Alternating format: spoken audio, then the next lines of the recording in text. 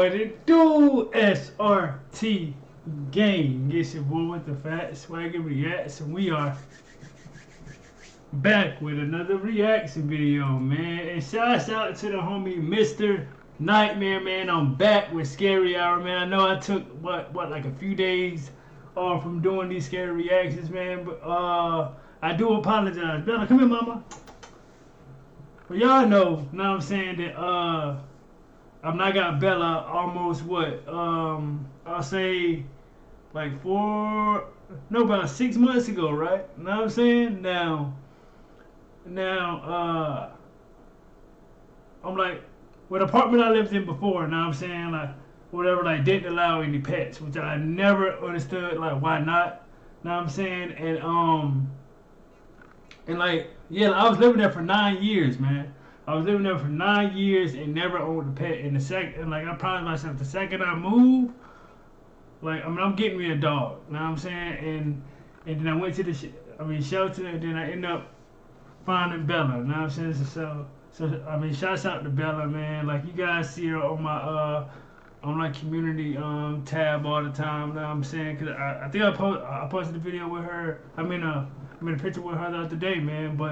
But shouts out to Mr. Nightmare, man. Like, we're gonna be checking out 3 disturbing true dog walking horror stories, man. So listen, if you guys got dogs out there, man, like, if you guys are out walking, like, please be safe, man, because it is some weirdos out here. It is, man, for real. So without further ado, man, let's go ahead and get into this thing. But shouts out to Mr. Nightmare. Welcome back. If you guys checking this video out for the first time, I drop one of these every night at midnight, man. So hit that subscribe button, like, and join the game, man. Let's rock.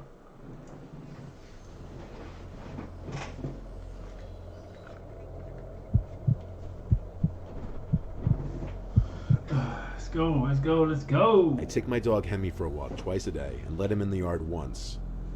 When I take him for a walk around the neighborhood, I always try to take different routes just to keep it from getting repetitive, not just for me, but for Hemi as well. Right. Oftentimes on the weekends, I take him for longer walks since I have more free time, and I don't have the stress of other work-related things still lingering in my mind.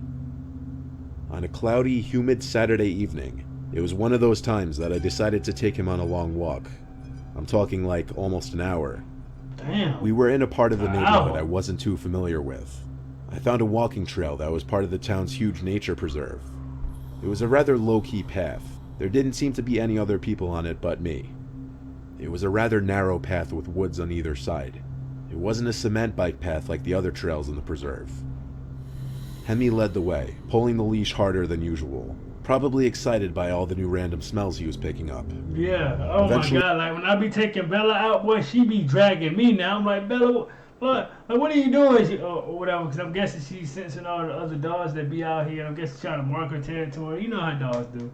But yeah, like, she be dragging me when I be taking her, like on walks. You know what I'm saying? The second I get done with this video, I'm going to take her, like, you know, like, on her walk. She's going to be dragging me around these whole apartments. On the trail, we passed this little square park. It had a swing set and little playground, along with a basketball court, or rather what was once a basketball court, as there were no hoops. I decided to walk in through the little opening, as Hemi was going crazy over something. I was planning on just sitting on one of the benches facing the playground to take a break because I was getting a little tired, but when I sat down, Hemi kept pulling and started barking at something. He'd only really do that when he saw another dog or animal, sometimes people, but less often. Yeah. So I entertained it and got up and started giving him slack to run towards whatever he thought he saw. I looked into the woods but couldn't see anything. The closer we got, the more aggressive Hemi got, until he was basically choking himself with the collar, trying to pull me into the woods. Yo. Then out popped a man from behind a big tree. He was laughing and saying, "Whoa, he caught me." I told Hemi to calm down and pulled him away from the woods. And the man. I apologized for my dog and walked away, as the way in which he came out from that tree was bizarre. Right. He said, "It's all good, dude," as he seemed to follow in the direction we were walking. Hemi kept looking back and barking. I continued to tug him forward. Eventually, I had to turn around and ask if there was something I could help him with, as he even seemed to follow me outside of the park and onto the trail. He put his arms up in the air and smiled. Then he said he just wants to pet my dog. I said, "Nah, he doesn't like you, man. We're just gonna walk our own way." He didn't reply, so I turned and continued walking, faster now. Hemi kept turning around and growling, and every time I'd look back, He'd be the same distance away from me, kind of off the trail a bit, half hiding behind the trees like he thought he was being slick. I was about to call back at him to piss off, but then it hit me this guy might be dangerous. I started running down the trail until I came to the little opening we entered from and exited through that. Back on the streets, Hemi would keep looking back as we ran, but I'd have to tug him to keep running. We ran all the way back to my house without stopping. I actually do cardio regularly, so I wasn't concerned about that guy keeping up. I highly doubted it, especially since Hemi stopped looking back eventually. It was now a couple hours after getting back. Hemi was in his bed, which was right next to mine, when he unexpectedly lifted his head to look at the window and growled. At first I thought it was because of the sound of the rain droplets that had just begun to hit the outside of the window. I was thinking about getting up out of bed to close the window, even though I was already comfortable in bed. Then it happened. A voice speaking into the window. A voice I recognized from a few hours ago. Asking if I knew why he was in the woods. No. And he started going crazy. Listen. At that point in time, bro, you in straight violation to catch a few hot ones, bro. Ain't no way you're not gonna be. Listen. He jumped in my skin and turned to the window. I couldn't see his features or... Shit, it wouldn't have been me. Ain't no way. Then it happened. A voice speaking into the window. A voice I recognized from a few hours ago, asking if I knew why he was in the woods. Hemi started going crazy. I jumped in my skin and turned to the window. I couldn't see his features or face, but I could see the outline of his body at my window. I yelled, "What do you want?" He calmly asked if I saw what he was doing in the woods. I told him no, and he asked me, "Are you sure?" I said yes with a tremble in my voice. He said okay, and I saw the outline of his body move away from the window. Hemi stopped growling after a few moments. I closed the window and latched it. I wouldn't have been able to sleep that night without calling the police. I told them I was followed by someone in the park, and that he came to my window. The dispatcher asked if the man left, and I told her to my knowledge, yes. She said if he were to come back, to call 911 again. She implied it was a busy night since it was a Saturday. I did feel comfort knowing Hemi would give me a warning at least if he were to come back. He didn't end up coming back though, thank God. The man's words, "Did you see what I was doing in the park?" still don't really make sense to me. Right. I wonder if you were implying he was doing something he didn't want others to see, and that he was worried I witnessed it. But that alone would raise even more questions.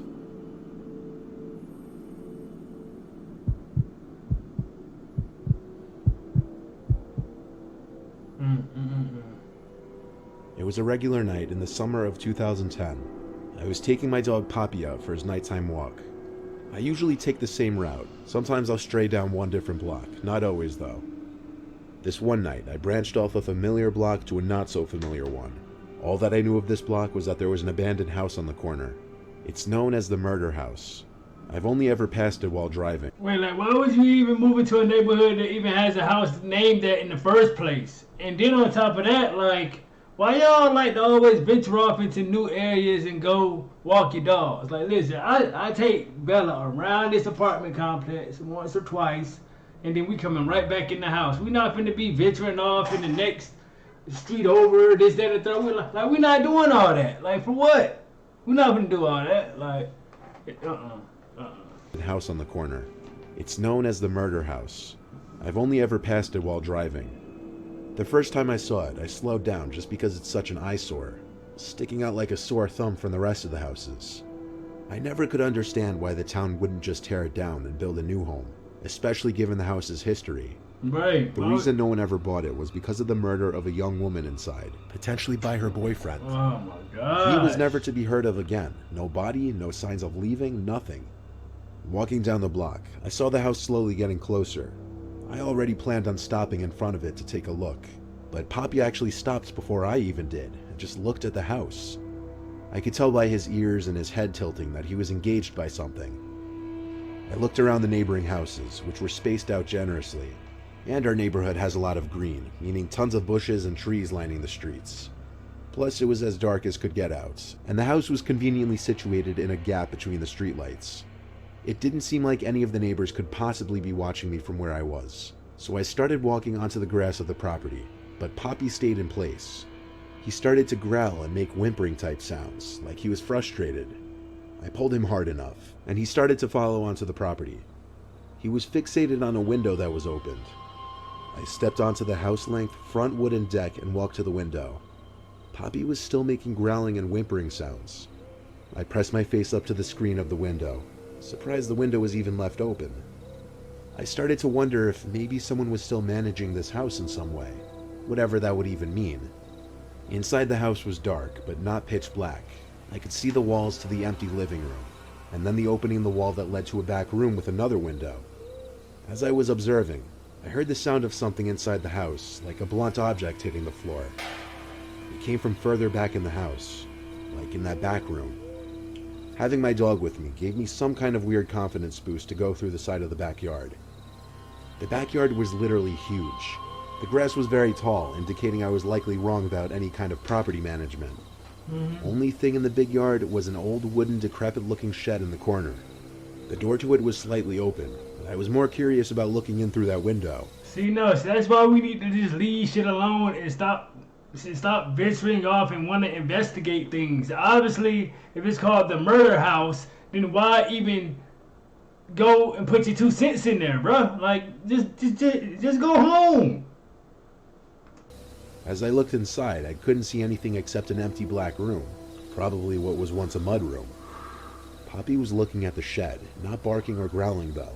He was kind of silent. I walked quietly towards the shed, tugging him slowly and softly to keep him quiet too. The door was open enough for me to look inside the giant shed. It was not empty.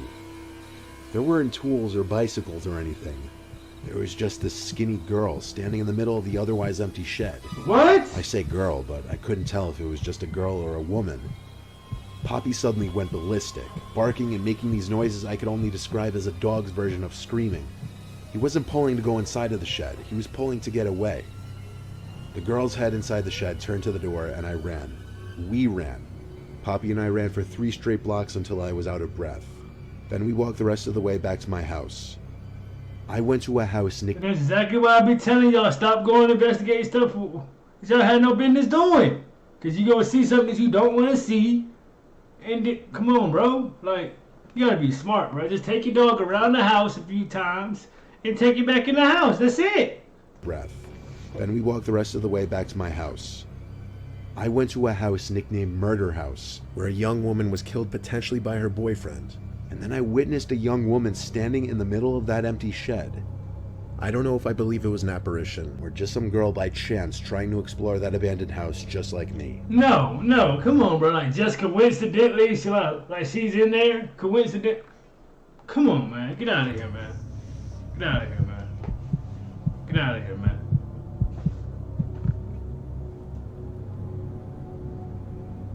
I was 10 when my parents let my brothers and I get our first dog. I'm the middle sibling, and it was always my older brother and I's job to walk the dog. Our dog's name was Nyla. Nyla was a golden retriever. My brother would walk her in the afternoon after school, and I would walk her at night. I don't remember anything about what kind of night it was. Cold, warm, weeknight, weekend, nothing. All the details I remember are what I'm including in my recounting of this experience. I was like halfway through my walk with Nyla when she looked across the street and her tail started wagging. She started barking and tugging to go say hi to this dog that was being walked by a man across the street. The man made the decision for the both of us to cross the street and allow our dogs to say hi. His dog was a very tiny, fluffy dog. I think it might have been a Maltese. His dog seemed very timid and like he didn't want to be bothered by Nyla. The man asked my name and I gave it to him, and he told me his name. I don't remember it, honestly. But we got into this long conversation about our dogs. He really seemed to like Nyla, and Nyla kind of liked him. He was telling me how his golden retriever had recently passed away, and he had a bunch of toys and dog supplies that he'd love to give me. I figured, why not? It's my lucky day. He said his house was around the block, so he led the way. I was walking kind of next to him, though, as we walked. We were in the street the rest of the way back, but the residential roads are usually quiet. After kind of awkwardly walking back to his house, he let me in first. His house was okay, modest, nothing special. He led Nyla and I into the kitchen as he let his dog go run off into a different room. He asked me to have a seat on one of the stools by the island in the kitchen and asked if I wanted anything to eat. He offered me a bag of chips, and I accepted it. He handed me a bag of some off-brand potato chips. Then he just sat on the stool next to mine and started petting Nyla. He was awfully close to me, and then he looked down at the bag of chips, I think, as if he were waiting for me to open it. I put it on the island in front of me. He just sat there petting Nyla, not saying much. I was wondering when he was going to get the dog supplies he promised. He didn't show any signs of doing that, though. Instead, he was asking me personal questions, making awkward small talk with me. At one point, I remember he even patted my knee as if he were my father or something. Whoa, whoa, whoa, I remember... whoa, whoa, whoa. I don't care how deep we having a conversation. Don't touch me, bro. Like, what? No, dog. Don't put your hands on me, period. We're having a conversation. An overwhelming feeling of discomfort suddenly. So I finally asked about the collar, toys, and other supplies he mentioned. He said he'd be right back and go get it. He said it, not them. I remember picking up on that. He left through one of the 2 doorways in the kitchen. Then I heard him stomping downstairs to the basement. Moments later, I heard him call up to me to come downstairs and check out some of the stuff he wanted to give me. Nah, I'm good. I got up just to walk. Nah, see, that's where you fucking up now. Listen, you don't go down there. You tell him to come back up there, or just, know what I'm saying? No, I'm not gonna come down there because I don't know what he about to do to me, but, like, anything could happen. Like, you don't know what his intentions are, but let's continue. I heard him call up to me to come downstairs and check out some of the stuff he wanted to give me. I got up just to walk over to the basement door, still deciding if I'd want to go down. No. But then Nyla started growling at something behind the open basement door. I looked. There was someone crouched down in the dark hallway. I didn't really know what to think, but I just left the house in a hurry. Oh, Lord. I got home and didn't say anything to my family. I just went to my room the rest of the night, quiet and shooken up. It was the first and only time I ever felt I was about to be targeted for being a young age. My only explanation was there were 2 men in that house, and the second I'd walk into that basement, the other would have shut the door on me. Exactly. I didn't tell any of my family about it simply because it made me uncomfortable and honestly slightly embarrassed. Telling the internet anonymously is completely different. Wow, bro. Shout out to Mr. Nightmare, man. That was like 3 disturbing true dog walking horror stories, man. Wow. Now, like, nothing that's crazy has ever happened with me and Bella. Not yet, and I don't plan on it happening. But you never know nowadays. Like, let me know what you guys thought about this reaction by liking or disliking the video. Also, let me know, like, if you guys have any pets. Like, let me know their names and how many of this you have, and this, that, and the third. Like, it feels good to be back for happy hour, man. I'm definitely about to get back into this bag once again, man, being more consistent for y'all, man. So hit that subscribe button, hit that bell, and most of all, hit that thumbs up button. Like, make sure you guys are tuned in tomorrow, like, when I drop another one for y'all at midnight, man. And SRT game, I am out this thing, man. Let's get it.